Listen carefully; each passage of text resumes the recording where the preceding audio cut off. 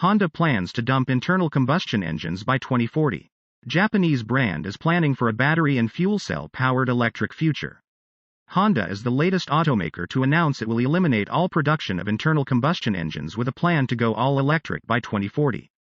Not electrified, i.e. hybrid, but 100% battery or fuel cell electric in a little less than 20 years from now.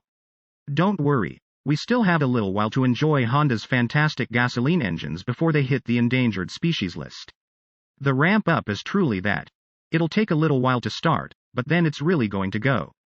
Honda's plan is to have battery electrics, BEVs, and fuel cell electrics, FCEVs, account for 40% of North American sales by 2030, 80% by 2035, and 100% by 2040.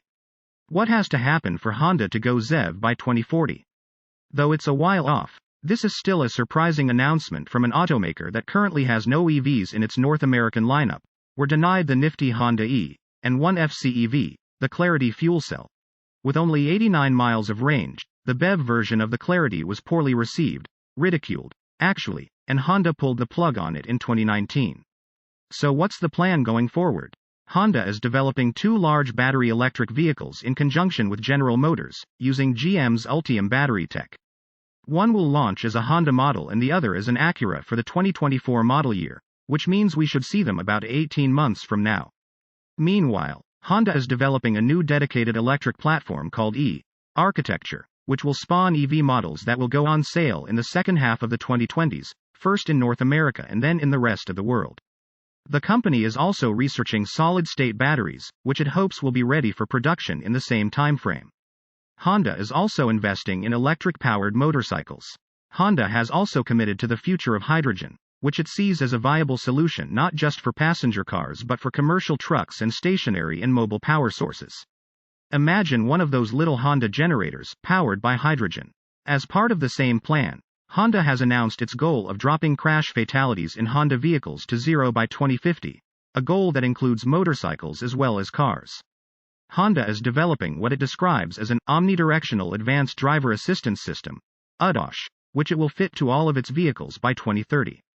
Honda's low-emissions two-step Honda's development of advanced emissions technologies has been something of a quick slow. In the mid-1970s, when Detroit was moaning about the cost of catalytic converters needed to meet new emissions regulations, Honda introduced the CVCC engine in the 1975 Civic, which met the standards without a converter. Honda was also an early enthusiast of variable valve timing with its legendary VTEC engines.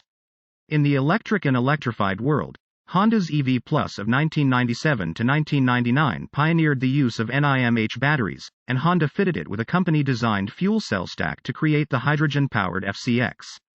Honda's two-seat 2000 Insight beat the first-gen Toyota Prius to market by a few months to become the first mass-produced gas-electric hybrid sold in the US, but the market seemed to think Toyota had the better formula, and the Prius soon eclipsed the Civic Hybrid in both fuel economy and sales. The 2005 Honda Accord Hybrid's mission to prove that hybrid drivetrains could produce socially responsible muscle cars was largely misunderstood. Since then, it's all gone a bit downhill. In California, Honda introduced the hydrogen-powered Honda FCX Clarity 7 years ahead of the Toyota Mirai, and the second-gen version is still in production, yet Honda's FCEVs do not seem to have achieved the popularity of Toyota's. As mentioned earlier, the Honda Clarity Electric was a flop. Nowadays, when Honda moves slowly, the results are always worth waiting for. The hybrid powertrains used in the Accord and CR-V hybrids are excellent, as is that of the current Insight, but the company's early stumbles allowed Toyota to become most closely associated with hybrid technology. Honda was slower than many of its competitors to embrace the small displacement turbocharged engine, though Honda's turbos have proven to be well worth waiting for.